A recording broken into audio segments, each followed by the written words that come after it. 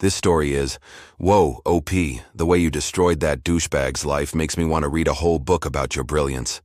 I love how much you planned your revenge, how you waited to get him back. You're amazing. And now, ladies and gentlemen, presenting today's story, which is slightly edited for clarity and conciseness. I, the narrator, am a 40-year-old woman. My husband, Alex, is 42. We live in Toronto.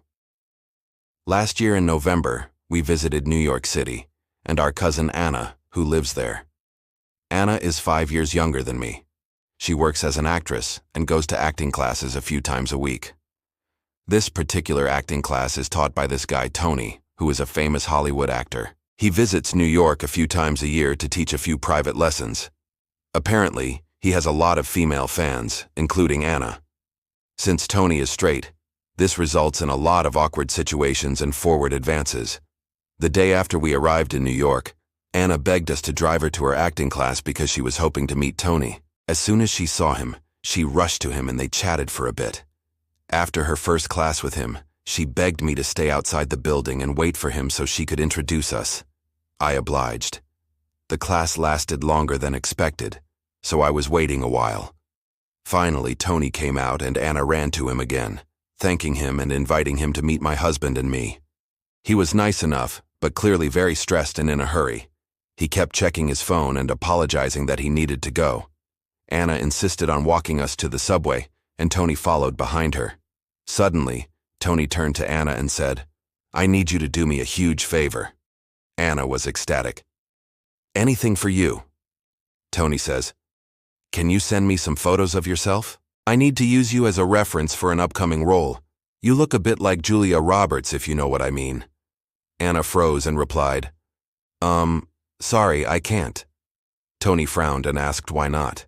She said, "I'm not comfortable doing that." He insisted, but she firmly declined.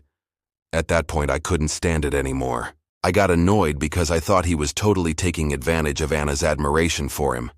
So I interrupted and said, "Hey, I don't think that's okay. You need to respect her answer." He laughed it off, thanked me for my support, and excused himself to make a quick call. We got on the subway and headed home. Anna was devastated. Apparently, Tony usually got what he wanted whenever he asked a young female student for a favor. She was upset with herself for not agreeing to his request, thinking that I had ruined her chance to meet him properly.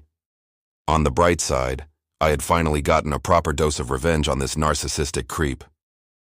Down in the comments, we have this story from Purple Prose. When I was 23, I had a boss who treated me horribly. He called me names, talked down to me, yelled at me, etc. There were only 2 other employees in the store at the time, both older than me. One of them was training me, so I didn't feel comfortable asking for help or advice.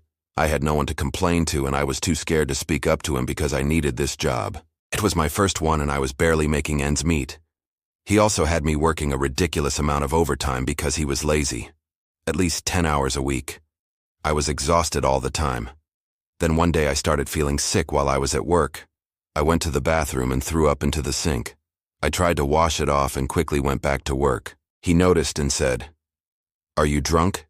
Did you have something to drink before coming in? You stink." I said I was sick, and he told me to go home. I walked out of the shop crying, and my coworker followed me. She explained that she'd been dealing with the same thing for a while and I wouldn't be missed. She knew where I lived and dropped off a key for me. Next time I was sick, I used it. I figured I'd pay her back and I didn't get in trouble for skipping work. That was my first taste of revenge. It tasted sweet. I hope you enjoyed today's Reddit stories. Please subscribe if you haven't already. And as always, thanks for watching.